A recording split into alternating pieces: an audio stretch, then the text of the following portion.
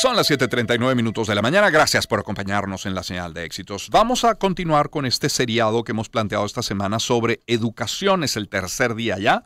Nos vamos a ocupar hoy de un tema sensible, delicado, que hemos tratado durante muchos años en el programa, que no es nuevo, y del que padres, familiares, representantes, colegios, instituciones, Estado, todos tenemos que estar muy pendientes para que nuestros hijos, para que los niños, los adolescentes no sufran de las que pueden ser terribles consecuencias del acoso o el bullying. Son, repito, años hablando de estos y sabemos, por tener tanto tiempo hablando de ello, que en el mejor de los casos las vacaciones lo que hacen es poner pausa al tema del acoso escolar, en el mejor de los casos, si no es que continúa durante los días de vacaciones. Y para hablar de ello tenemos hoy en nuestro seriado a Carlos Fernando Calatrava. Él es director de la Escuela de Educación de la Universidad Católica Andrés Bello. Carlos Fernando, muy buen día, ¿cómo está? Buenos días, Román. Buenos días a todo tu equipo y a toda la audiencia, que sé que es mucha gente la que te oye. Muchísimas gracias. Profesor Calatrava, a ver, primero un diagnóstico desde la universidad de lo que está ocurriendo en las escuelas venezolanas, pero quisiera saber qué tan preparados están los docentes el día de hoy en nuestras escuelas y en nuestros colegios para poder responder ante un hecho, ante un caso de acoso, de bullying. Bueno, mira, lo primero que te puedo decir de entrada es que yo estoy metido en un salón de clase como profe, como profesor desde que tengo 19 años. Yo en este momento tengo 45 y no he encontrado todavía un inicio de año escolar tranquilo y en paz. Ni he encontrado tampoco un escenario que me diga que tenemos las escuelas perfectas, que estamos al 100% y que estaríamos cumpliendo con lo que la Constitución indica. Entonces, el marco general ya lo sabemos que es una crisis educativa aplastante y en magnitud.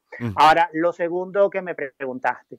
Desde las escuelas de educación, el tema del acoso escolar lo trabajamos de manera transversal. Cuando te digo de manera transversal, no es que tenemos una cátedra que sea prevención del acoso escolar o que sea atención del acoso escolar, sino que lo tenemos no diluido, pero sí enclavado en varias cátedras de nuestros planes de estudio, especialmente en las prácticas profesionales, porque a diferencia de otras carreras, nosotros podemos hacer esos inicios de ejercicio guiado y acompañado a la carrera desde el primer momento que comenzamos a estudiar. Entonces, el acoso escolar está referenciado, está trabajado, está vinculado constantemente en el eje de prácticas de todas las escuelas de educación del país, que me ha tocado hacer análisis y estudio de todo esto, más lo propio lo estamos haciendo. Y al final, por más preparación que demos desde las universidades, por más esfuerzo que hagan escuelas, colegios, agrupaciones, federaciones y nuestros aliados fundamentales de todo esto que siempre ha sido SECODAP, no es tanto lo que podemos hacer nosotros los profesores y no es tanto lo que podemos hacer los educadores en el salón de clases, porque al final el acoso escolar en los niveles obligatorios ocurre con niños de menores de edad y mucho yo me atrevería a decir que casi que el 90% de lo que tiene que ver con la prevención, que es lo más importante, y luego la atención de los efectos y consecuencias de acoso escolar, lo tiene que hacer es la familia. Nosotros lo que podemos es identificar quién es el acosador y tratar de esa persona que hace el acoso, por qué lo está haciendo, los rasgos, las características, y en algunos casos remitir, si el colegio cuenta con un departamento de orientación o cuenta con un psicólogo, remitir a ese departamento de orientación para que se haga realmente un despistaje si esto es un síntoma de algo más grave, por ejemplo, una familia disfuncional, abuso intrafamiliar, o es más bien porque me provocó, porque me dio la gana y la cosa va más cercano a una patología un poquito más de dolor del alma, ¿no? Por poner un nombre. Pero también lo que podemos hacer nosotros los educadores es también atender al acosado. ¿Qué vamos a hacer con esa víctima?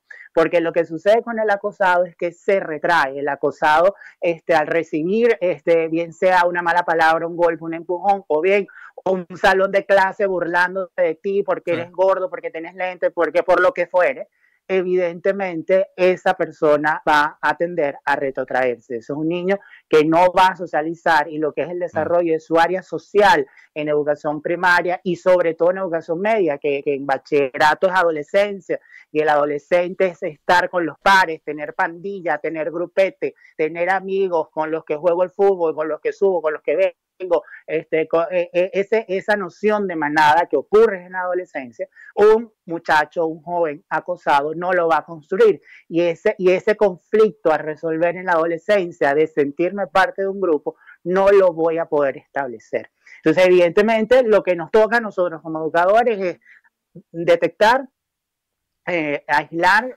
pero no aislar en sentido de que vamos a andar a un salón aparte, sino atender, separar, que creo es el término más adecuado, acosador y acosado, y trabajar uno por un lado y otro por el otro. Sí. Y más importante que esos dos es el tercer grupo que forma parte del problema del acoso, que son los observadores, claro, los espectadores. Sí.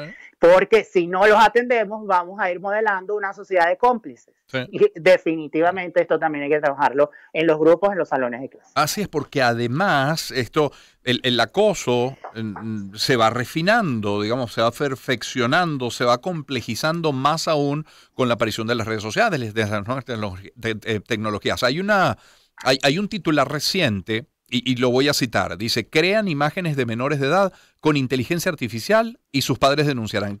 ¿A qué me refiero? Un grupo de madres, en Almendralejo se llama, en España, denunció la creación y difusión de imágenes falsas de sus hijas menores, aparentemente desnudas, en redes sociales. Los contenidos habrían sido diseñados con inteligencia artificial en una práctica conocida como deepfakes, por la que la Policía Nacional inició una investigación. Es decir, o sea, no se puede desestimar el tema del acoso porque, de nuevo, como cualquier otro delito, se va perfeccionando.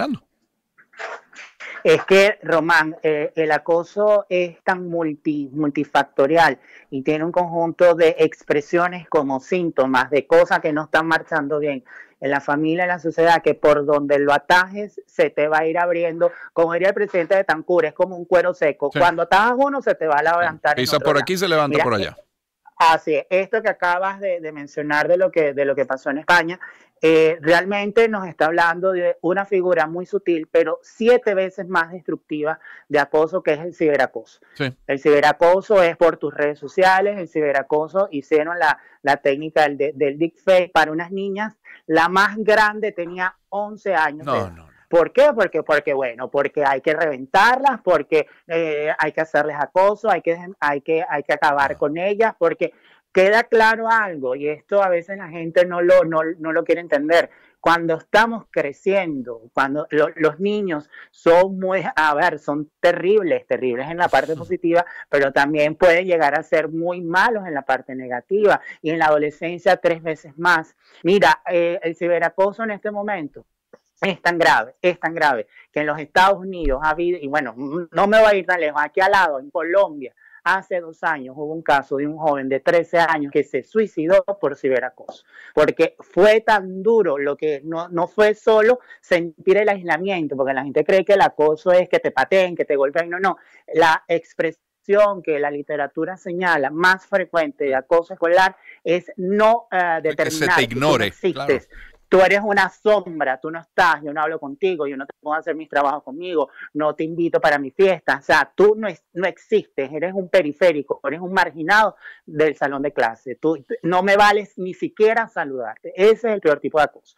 Ahora, también estamos encontrando que así como tenemos de anularte como persona, no existes, soy totalmente indiferente hacia tu existencia como tal, está justamente de las redes sociales. Cuidado, que aquí empezamos entonces con los grandes debates que lamentablemente en Venezuela en ninguna parte se está dando. ¿A qué edad un niño, porque siguen siendo niños, puede tener acceso a un dispositivo móvil, llámese tableta, llámese celular? ¿A qué edad estas aplicaciones te permiten abrir una cuenta? Y segundo, un chamo de 14, 15 años, para ponerlo más grande, de 16, todavía tiene insumos en un país como lo tenemos y en una calidad de la educación que no hay en este país, tiene insumos en esa cabeza, tiene estructura cognitiva y tiene elementos referenciales para poder tener algún criterio mínimo de qué coloco, de qué pongo, de qué no publico y qué tagueo en mis redes sociales. Entonces, hay un transversal y esto es claro. Esto en las escuelas lo que podemos es atender son los síntomas, lo que podemos es hacer unas acciones remediales, unas acciones remediativas al suceder los casos de acoso, pero esto es una responsabilidad principalmente de la familia, y si la familia no lo hace, lo tiene que hacer la sociedad. Claro, estamos conversando con el profesor Carlos Fernando Calatrava, director de la Escuela de Educación de la Universidad Católica Andrés Bello. El profesor Calatrava mencionaba a SECODAP. Bueno, tenemos un sonido de Fernando Pereira, quien es, como saben, educador, es orientador, es fundador de SECODAP, y le preguntábamos, bueno, cómo deberían enfrentar las escuelas, que no es nuevo, el tema del acoso, del bullying. Esto nos dice. Hola Román, el inicio del año escolar es un momento propicio para hacer de la convivencia y la prevención de todas las formas de violencia una prioridad.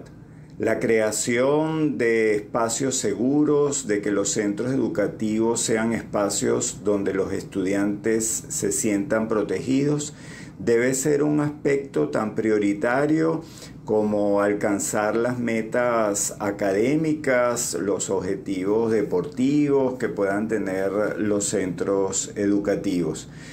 Y hay que, en ese sentido, no caer en la trampa de pensar que abordar un caso de acoso escolar o prevenirlo genera mala imagen al centro educativo. Por el contrario, entender que es la inacción, el desentenderse, el no hacer nada, lo que puede desprestigiar nuestra acción y nuestra práctica.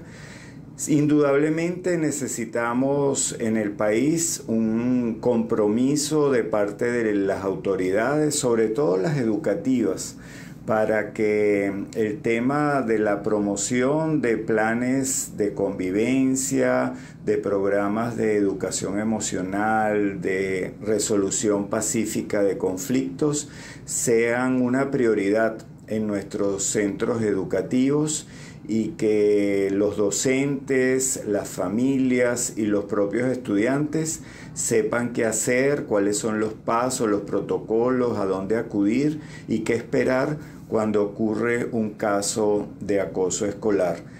Es el silencio el principal aliado del acoso. Por lo tanto, todos digámosle no al acoso escolar. Y es la voz de Fernando Pereira de SECODAP. Es valioso todo lo que ha dicho Fernando, pero me quedo con esto último y lo que decía al inicio también, el tema del silencio. Qué importante eso, porque algunas instituciones, así como que ponen la basura debajo de la alfombra. Es decir, ante un episodio de acoso o de bullying, miro al otro lado y finjo demencia. Y eso sí, efectivamente, desprestigia a una institución. Hemos tenido esta semana, el lunes, a Mariano Herrera y a Leonardo Carvajal hablando del currículum y del proyecto educativo. Hemos tenido ayer a Fausto Romeo Monte y a Nancy Hernández hablando de inscripción, mensualidad, el costo de la educación, la inversión que debe hacer una familia en la educación. Y hoy miércoles han escuchado este sonido de Fernando Pereira y tenemos como invitado al profesor Carlos Calatrava. Profesor, ¿se puede hacer algo? Efectivamente, familia, la principal responsabilidad. Luego la llevamos a la escuela, al colegio, a sus directores y a los profesores. Desde el Estado, ¿qué se puede hacer para disminuir este problema, para atajarlo? Se ha referido Tarek William Saab en alguna ocasión a este tema. ¿Qué más se puede hacer?